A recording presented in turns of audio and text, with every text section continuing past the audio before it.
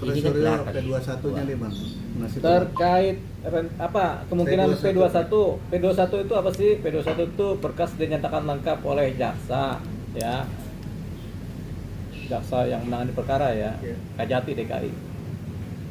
Karena perkaranya dari Polda Metro. Jadi kemungkinan besar sudah.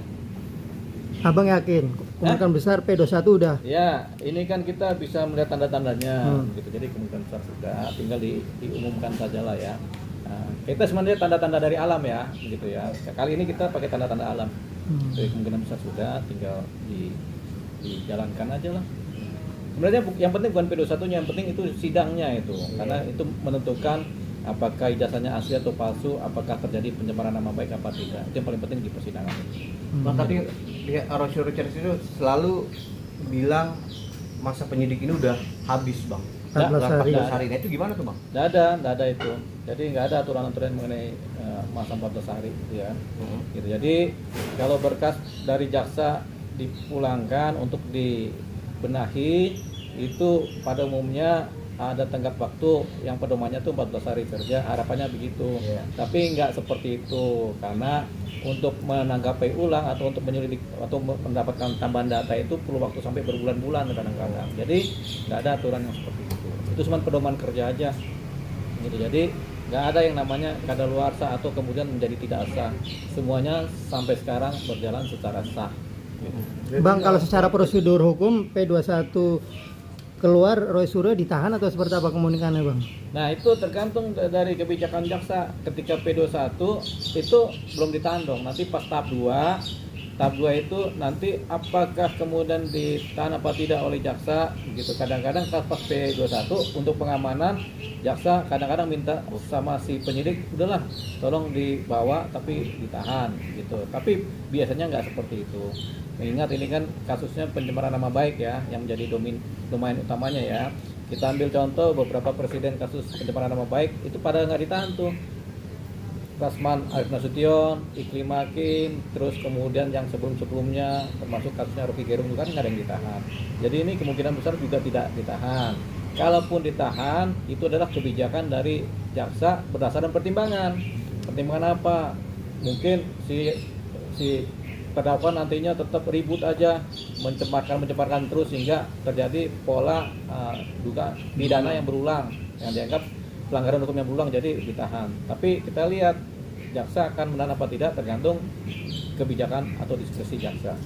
Kalau dia menahan berarti adanya kehati-hatian atau adanya kemungkinan si terdakwa ini mengulangi perbuatannya berulang-ulang sehingga bisa mengacaukan persidangan begitu. Tapi kalau rasanya kondusif ya nggak ditahan sih, tapi menurut kita sih nggak ditahan sih. Berarti artinya ancaman hukumannya di bawah 5 tahun Bang atau seperti apa? Nggak, ancaman hukuman kalau kasus pencemaran nama baik kan kadang-kadang apalagi kalau ET kan kadang-kadang ada lebih gitu kan. Ada lebih kan, tapi ini adalah diskresi ya, jadi nggak semestinya ditahan. Kadang ancaman hukuman di atas 5 tahun juga nggak ditahan. Ada hukuman di bawah 5 tahun tapi ditahan, kayak kasus-kasus penipuan penggelapan atau kasus-kasus yang di bawah 5 tahun lah, kayak penganiayaan ringan itu kadang-kadang tipiring pasti nggak ditahan. Gitu. Jadi ada kasus yang di bawah itu yang ditahan, ada yang nggak ditahan. Jadi tergantung dari pasalnya sama kasusnya sama bagaimana si pelaku atau tersangka ini kemudian mengulangi perbuatannya apa tidak. Bang, di tengah proses ini pihak Rosyur ini banyak melakukan upaya-upaya untuk menghilangkan statusnya sebagai tersangka Bang. Terakhir kan infonya dia mendatangi Kejati untuk menghilangkan tersangka. Nah itu apa bisa Bang seorang tersangka itu bisa dihilangkan tersangkanya? Ada upaya-upaya seperti itu gak Bang? Ada upaya kalau menghilangkan tersangka, ada selalu upaya, cuma satu upaya itu yaitu mengajukan permohonan pra peradilan terhadap penyidikan yang berjalan, terhadap status tersangkanya, terhadap aspek formalnya, waktu penyidikannya bagaimana, itu yang diadakan pra peradilan, digugat. Nah baru bisa tersangkanya hilang kalau dimenangkan oleh para pemohon. Ada yang bilang kalau mau bebas dari tersangka dalam kasus ini harus mendatangi pihak pelapor. Oh itu RJ, Restoratif Justice. Itu salah satu mekanismenya, tapi kan itu nggak berjalan. Makanya jalan yang satunya lagi adalah pra peradilan. Kalau dua-duanya nggak berjalan, ya jalan ini maksudnya ke persidangan. Masuk persidangan pun masih ada peluang untuk RJ Bang ya? Mas P21 Oh ini? iya, masih ada sampai 1 hari sebelum sidang itu masih ada pisau PRJ dengan catatan pihak korban mau, kalau nggak mau ya nggak bakal ada ya di situ. Iya.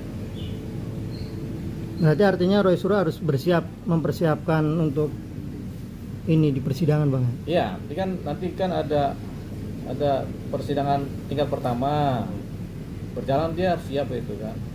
Ada persidangan kalau dia banding, ada bandingnya, ada kasasinya. Kita nanti ambil contoh kasusnya Pak Rasman Nasution yang sekarang akhirnya ingkrah, kasasi, diputus, tetap dia dinyatakan dihukum 1,5 tahun penjara ya, 1,5 tahun penjara dan denda. Dan ini sudah inkrah, sudah kasasi putus kan tadi.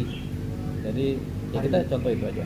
Jadi Rasman Nasution di tingkat pertama tidak ditahan, di tingkat banding tidak ditahan, di tingkat kasasi tidak ditahan, tapi ketika inkrah dalam waktu dekat mau nggak mau harus menjalani masa hukuman.